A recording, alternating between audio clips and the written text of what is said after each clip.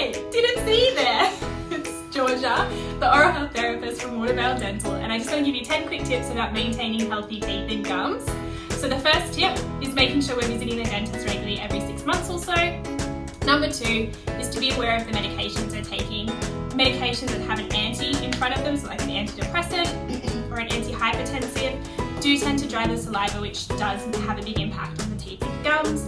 Number 3 is really important to make sure we're brushing for 2 minutes. Tip number 4 is to make sure we're brushing in a circular motion, not a scrubbing motion. The scrubbing motion is going to do damage to both the teeth and the gums in the long term. Tip number 5 is to make sure that we're using a soft toothbrush. Anything that's harder than a soft is only good to clean your shoes. Number 6 is to make sure we're using a fluoride toothpaste. And then tip number 7 is to make sure we're using that fluoride toothpaste. We swish that excess toothpaste around our mouth for about 30 seconds, spit the excess out, and then nothing to eat, drink or rinse for half an hour.